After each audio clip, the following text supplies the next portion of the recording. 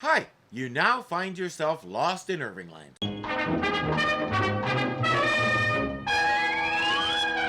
Last time, the Robinson family was embarking on a 5.5-year journey in suspended animation so they could start colonizing a planet in the Alpha Centauri system.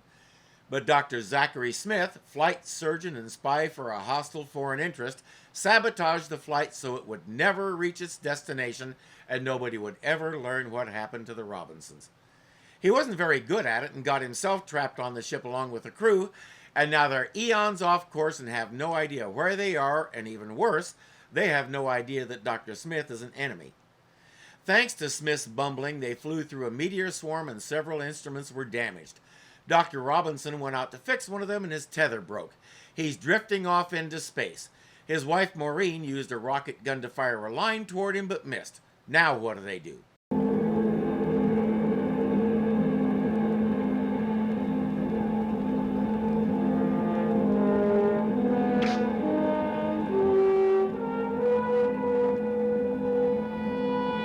Reel it in and try again, naturally.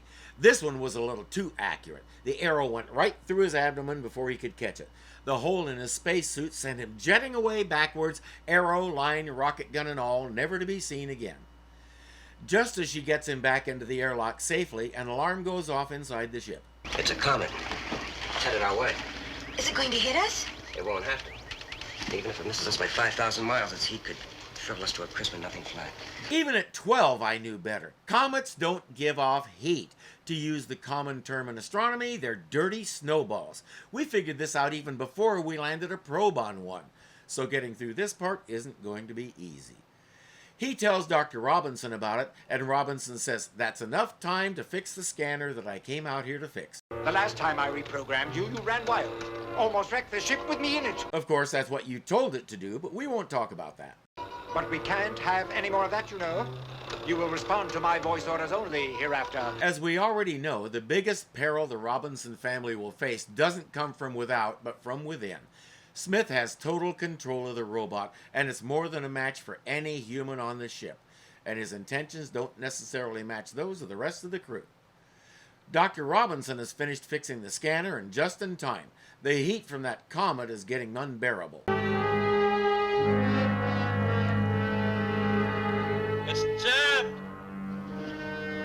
Heat's expanded the metal! Can you get in the airlock and open the hatch from the inside? Hurry up, this snowball is freezing this comet has us roasting out here. Smith comes in whining about something or other and learns about the comet just as Will gets an idea. Don, what about the fire extinguishers? Maybe they can blow off the hatch. Good boy. Tell Dr. Smith to get the big one up from below. Tell him to hurry. I'm coming in. Roger. You already said the big fire extinguisher. For shame, Will. That might be construed as manual physical labor. Dr. Smith is allergic to such things. Are you trying to kill him? While he heads downstairs, we watch John and Maureen appear to lose consciousness. That takes us to our first commercial break, which of course necessitates returning to Earth. Because who's going to buy our products way out here? As of this moment, 1800 hours, October 21st, 1997, all efforts to restore communication with Jupiter 2 and America's first space family have been unsuccessful. Well, yeah, they'd have to be. If Earth could talk to them, they wouldn't be lost in space, and we'd have to change the name of the show. On the Wrong Freeway in Space just doesn't have the same ring to it. Last reports from Jupiter's automatic systems before all communications ceased indicate that extensive damage may have been caused by premature activation of the spaceship's environmental control robot.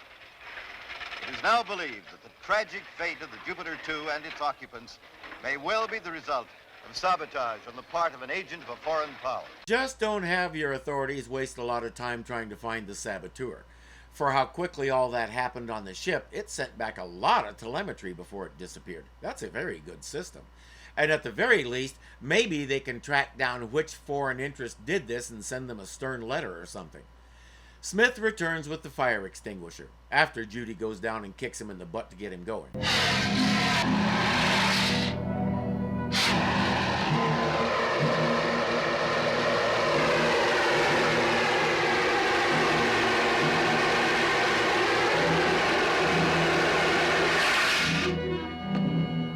Several more blasts and a lot of padding later, he gets the hatch open and brings them in. While he's doing that, Smith is playing head cheerleader. I hope you children are more familiar with the navigation of the ship than I am. Why? Well, if the heat out there should affect our pilot. Do you always have to say things like that? Yes, he does. It's in the script. But Smith is a narcissistic jerk. Narcissistic jerks say things like that. They don't have much of a filter. Give them a forum like Twitter or some such, and they'll say stupid things day in and day out. It's what they do. Inside, Dr. Robinson is fine, but Maureen is still unconscious because women are naturally weaker than men. At least they were in 1965 or 1997 in show years. What was I talking about? Don, get us out of here! Maureen! Maureen!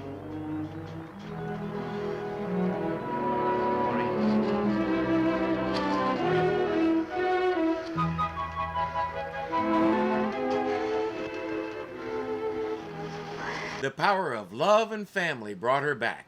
That and an ambient temperature that wasn't hot enough to cook the hair off her head. Extend right claw. Very good. I know. It does not compute. A little more homework this evening, my friend, and we should be able to take over this whole expedition and return immediately to our native soil. He still doesn't get it. Nobody knows which way to go to do that. That's what lost means. But Smith is slow to grasp a lot of things, as we're about to see. Things are settling down for a sleep cycle. Judy can't sleep, so she's keeping Dawn company at the helm. Mrs. Robinson is asleep. Dr. Robinson is saying goodnight to the children. Penny is listening to Shakespeare. Will is doing something else. I've been trying to figure our position. Any luck? Well, if Alpha Centauri's velocity is the same as ours, and if our bearing deviation's not more than 5 degrees, Don should be picking up a signal about now. Well, maybe you better tell him.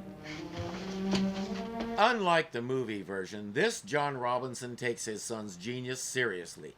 Speaking as the father of a kid who skipped 3 grades of high school and went straight to college, that was one of the worst things the movie did to the Lost in Space world.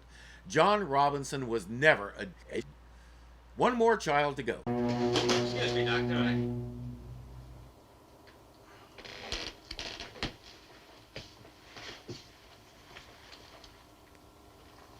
Where'd you get this? They have not been paying attention to him. He says, I was going to surprise you with a fully functional robot.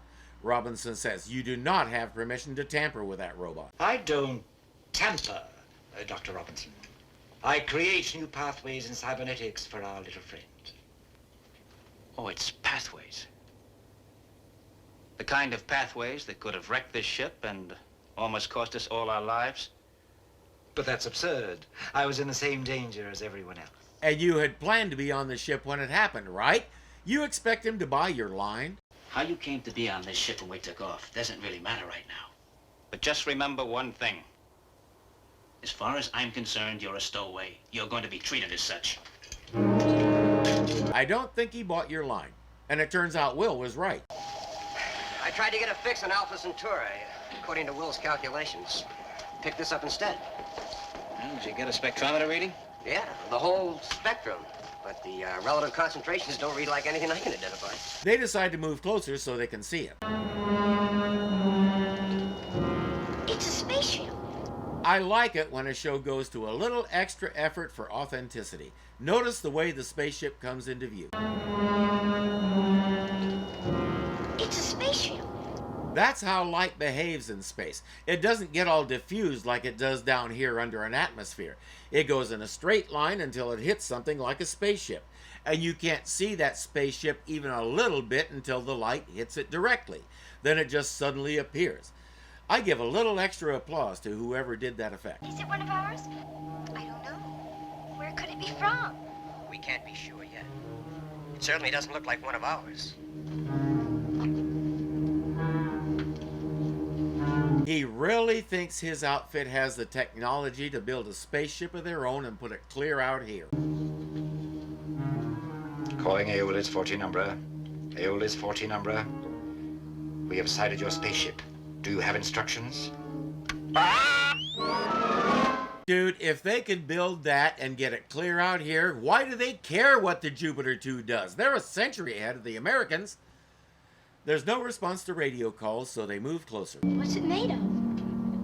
Probably some alloy we've never even heard of. It even baffled the spectrometer. Where do you think it's from? I don't know. I've never seen anything like that in my life. Nobody wants to come out and say the A word. But to be fair, out here, they're the aliens. It looks like a ghost ship. If it was in the path of that comet, the heat may have destroyed whatever life there was on board. I'd like to make sure. A ship that size. Think of the payload it must be carrying, the fuel, the power unit. Why, it might even have a guidance system that could help us no matter where it's from. Or maybe it has beings from another world that could tell you which way to go if you're nice to them. Or it also could be manned by an alien crew. It's moving in. No, we are. It's pulling us.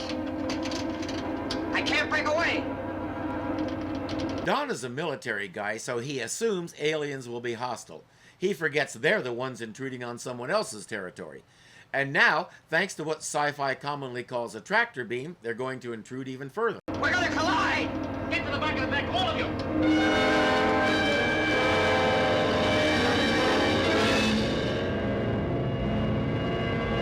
Whoever built that thing also built the technology that's pulling you to them.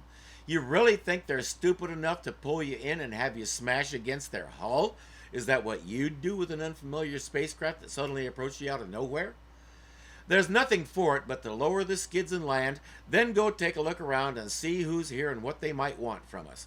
Will goes downstairs to collect Dr. Smith and finds him still tampering with the robot. 2 steps forward, my mechanical friend.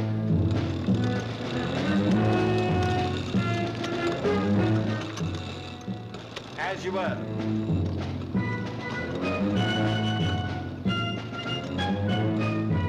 They go upstairs where Smith seems oddly calm about the situation. Have they, communicated with you yet?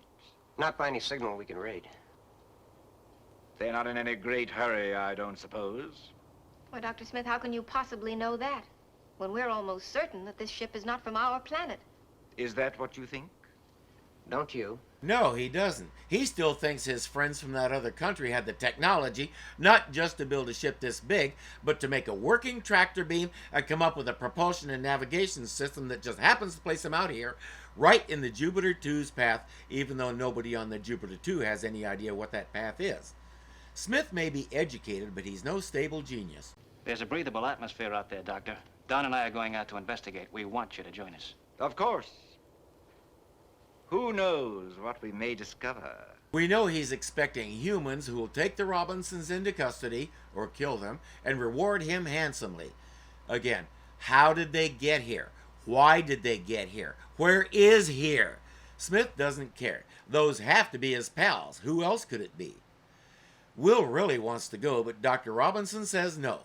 He knows his son well, so he, or more precisely Dr. Smith, places the robot in charge of keeping Will on the ship. What do you make of these? I think we're in a floating silly string factory. Looks like it might have been some sort of crystalline power source. Way ahead of us, eh? 1,000,000 years. One might say that, I suppose. Smith still thinks humans built this. He's still expecting to find his foreign friends on this thing.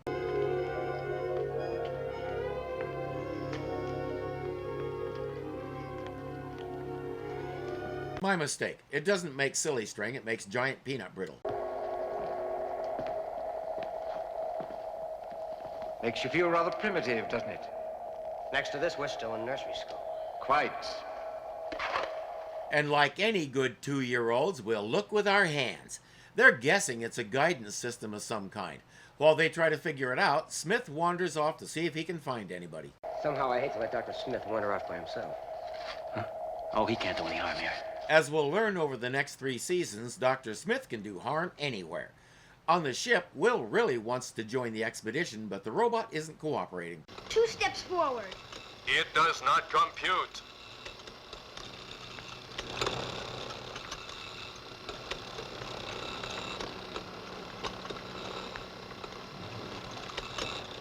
It doesn't pay to underestimate Will Robinson.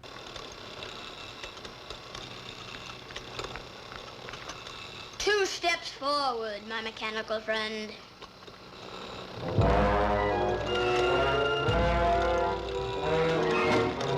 Especially since he does such a good impression of Dr. Smith's accent and cadence. He's out the hatch and exploring before anybody knows it. By the way, sometimes looking with your hands like a toddler is a good thing. It's incredible. Somehow they've mapped this entire sector of the galaxy. Hey, we've mapped our entire sector of the galaxy too. It just depends on how big a sector is. Ours happens to be the size of a solar system. He can pull up lots of cool pictures, but is there anything useful? Well, apparently these are all planets classified according to relative mass. It'd be a good thing to know in case we had to sit down somewhere. Nothing about atmosphere, inhabitants, potential dangers, just relative mass. Okay then, are we weighing them so we can tax them? Dr. Smith hasn't seen any sign of his friends, but Will just found a friend. Maybe.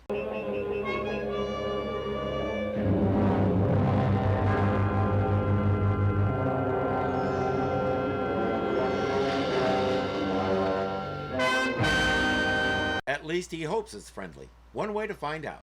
I'm from the Jupiter 2 spaceship. Planet Earth. Do you read me?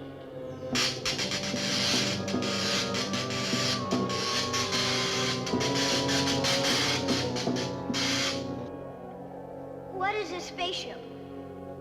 Where are you from? It just told you. Its name is and it comes from. While Will tries to communicate with it, Dr. Smith wanders into the room. No, don't shoot! He was in that thing. I disturbed him. I think I can communicate with him. Not human. Nothing. And I was so sure. Human out here? You know you've lost it when a kid Will's age has to explain something so elementary to you. Billions of miles from the Earth? Smith is determined to shoot it, but Will won't let him. He's still trying to communicate. These creatures are different, but they probably know this area of space and can help us find our way home, or to Alpha Centauri, whichever is closer. He isn't making much progress. We are from the planet Earth. We are perfectly willing to stay here if you show me how your guidance system can get us back there. But we don't want to go back to Earth, Dr. Smith. We want to go to Alpha Centauri. You do, not I. Doesn't really matter.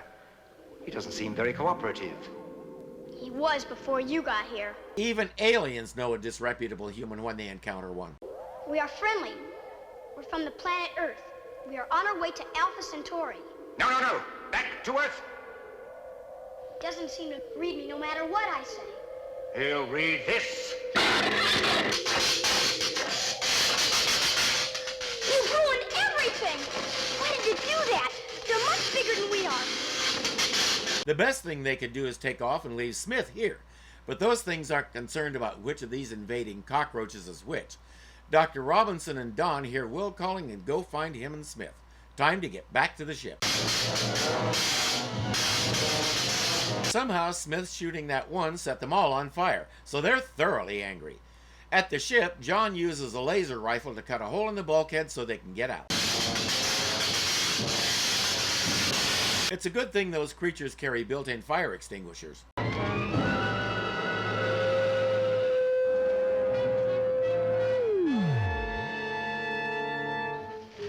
They've stopped.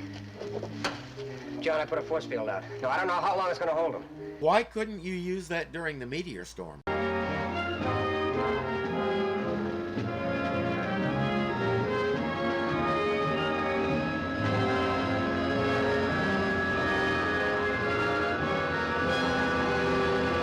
I guess somebody turned the tractor beam off. John probably did it when he was frobbing with those controls. So much for being ambassadors from Earth. Smith thoroughly hosed that idea. But while he was trying to sort out those star charts, Dr. Robinson did find one useful bit of information. Close to our present position, there appears to be a planet with a mass nearly identical to the Earth's mass. Finding this planet can prove a godsend to us at this time. It has a methane cyanide atmosphere, but we can deal with that. Maureen doesn't like the idea, but there are repairs they have to make to the ship that will be orders of magnitude easier to do on the ground. She's overruled, and as we drift closer and closer to the mystery planet, our narrator tells us to tune in next week to see what's on it. Our male characters are well established now, including Will. Our female characters, not so much. We know Maureen is a match for any of the men, but all we know about Judy is that she's boffing Dawn, and all we know about Penny is that she likes to play with Will, has trouble hiding her adorable English accent, and worries a lot. But we're 2 episodes in and we have 7 people to establish, the 2 primary ones being Will Robinson and Dr. Smith. So no big worries, there's plenty of time to give everybody a chance to shine. I'd like to say Dr. Smith is an idiot, but he's more self-deluded than unintelligent. He really thought his foreign masters had this kind of technology. As I said before, if they did, why should they care what the Jupiter 2 does? It'll take over 5 years for them to get to Alpha Centauri, whereas with a ship like this, the other side could get there in a week and have the whole place colonized by the time the Robinsons arrived. And when Smith is confronted with the reality, his reaction is violence. So typically human.